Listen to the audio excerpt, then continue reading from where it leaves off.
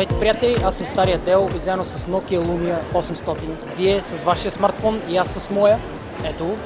Да докажем кой е по-бърз. Снимка, след това качване в Facebook, да видим кой телефон ще се справи по-бързо, или снимка, примерно, тагване и след това качване в Facebook. Отваряне на сайт също така. Ако случайно ме победите, в което дълбоко се съмнявам, ще получите 50 лева. Ако не обаче, тогава трябва да си признаете, че Nokia Lumia ви е победила. Вече искам да почваме. Bulgarski Kazvaim Tamaki Suzuki.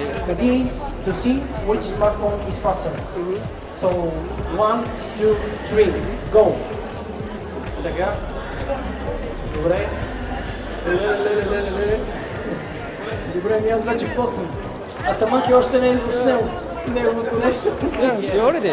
I'm ready already. Oh, already.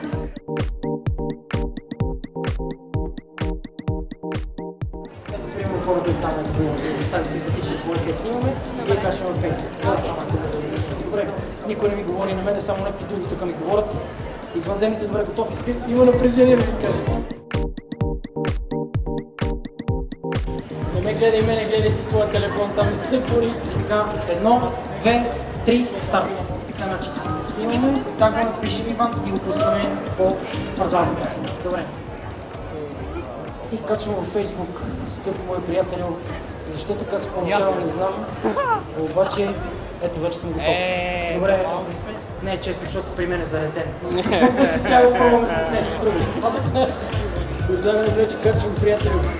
Ама не гледай пък. Ето и тя вече е там. Съжалявам, обаче се победи. Здраве, дай! Nokia! И отварям първата снимка. Мисля, че съм готов. Бях победен от Nokia Lumia.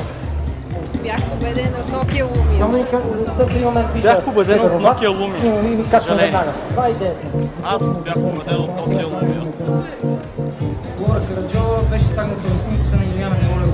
От дяволите, ще си купя такъв телефон. Бях победена от Nokia Lumia. Okay, I was beaten by Nokia Lumia.